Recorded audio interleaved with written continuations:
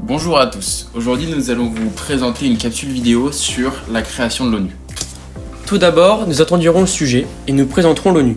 Puis, nous parlerons de l'organisation qui a précédé l'ONU, la Société des Nations, ou SDN.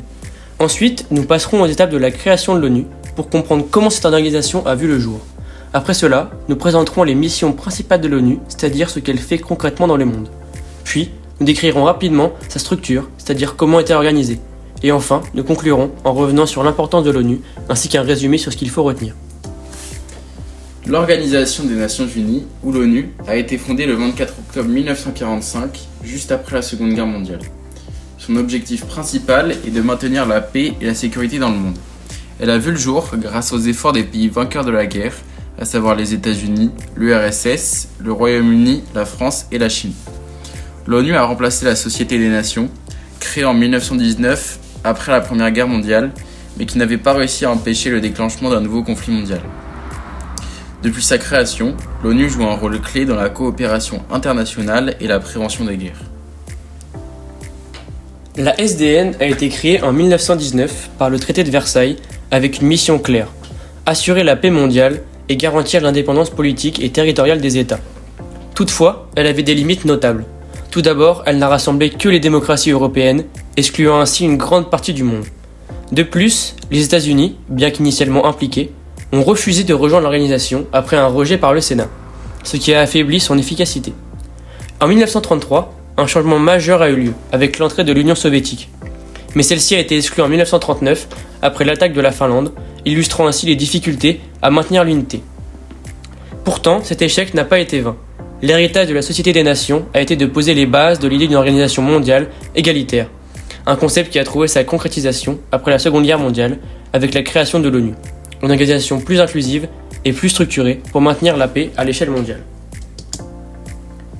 Après l'échec de la SDN, il était clair qu'une nouvelle organisation internationale était indispensable pour répondre aux défis d'un monde en guerre. Dès les premiers échanges entre alliés, pendant la Seconde Guerre mondiale, l'idée d'une structure internationale plus solide s'est imposée. Un moment clé est survenu en 1942 avec la Déclaration des Nations Unies. Dans ce document, 26 nations se sont engagées à collaborer contre les puissances de l'Axe. Ce n'était pas seulement un pacte militaire, c'était aussi un premier pas vers l'élaboration des principes de coopération internationale qui allaient façonner l'après-guerre. Le travail aboutit en 1945 avec la Charte des Nations Unies, qui est entrée en vigueur le 24 octobre. Ce texte fondateur a été ratifié par les 5 membres permanents du Conseil de sécurité, les États-Unis, l'Union soviétique, le Royaume-Uni, la Chine et la France, ainsi que par une majorité des autres signataires. La charte posait les bases d'un système mondial pour maintenir la paix et résoudre les conflits par le dialogue. L'année suivante, en janvier 1946, la première assemblée générale des Nations Unies s'est tenue à Londres. C'est là que la machine s'est mise en route. Quelques années plus tard, en 1952, le siège des Nations Unies a été inauguré à New York, marquant un symbole de stabilité et d'engagement international. Ainsi, l'ONU, fruit des leçons de l'histoire, est devenu un acteur clé pour rassembler les Nations Unies autour d'objectifs communs. Ici, vous pouvez voir plusieurs photos d'archives montrant les dirigeants discuter sur le bon fonctionnement de l'ONU, ainsi que les premières réunions des 51 membres fondateurs en 1945. En haut à droite, on peut voir le prédécesseur de l'ONU, la SDN, Société des Nations Unies, où l'on peut voir une autre conférence. Autrefois, c'était le Palais des Nations à Genève qui accueillait le siège de la SDN. Nous allons ensuite vous montrer une courte vidéo sur la naissance de l'ONU le 24 octobre 1945.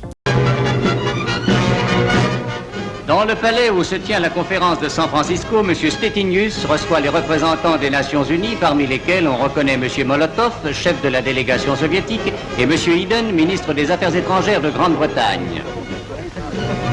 Et voici l'usine aux nouvelles d'où partiront à travers le monde les télégrammes et les messages. M. Stettinius va ouvrir les débats, et il le fait en frappant sur la tribune les 3 coups rituels du lever de rideau. The Conference of the United Nations on International Organization is now convened. Puis il passe la parole au président Truman, qui de Washington s'adresse par radio aux membres de la conférence. Le monde, dit le président des États-Unis sans renaître à sa foi dans la force morale du principe de justice.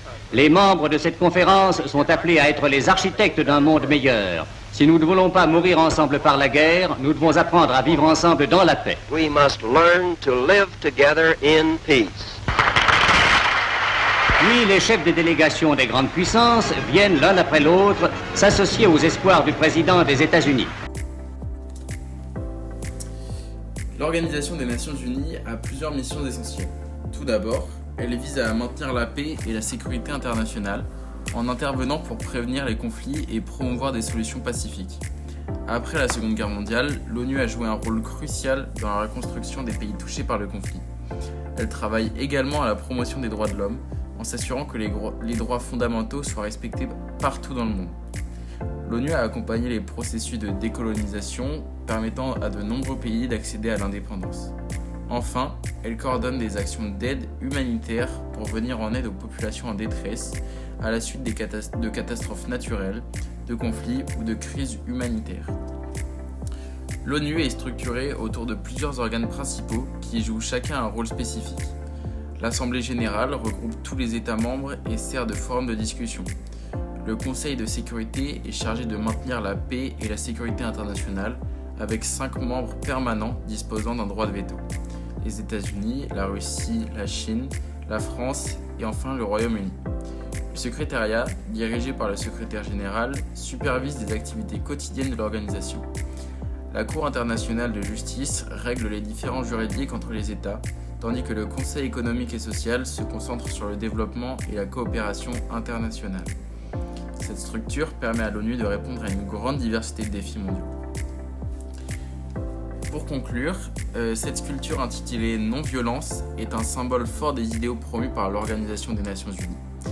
Elle représente un revolver dont le canon est noué, incarnant le rejet de la violence comme moyen de résoudre les conflits. Installée devant le mémorial de Caen, cette œuvre reflète l'engagement de l'organisation à privilégier le dialogue, la coopération et les solutions pacifiques pour construire un monde plus sûr.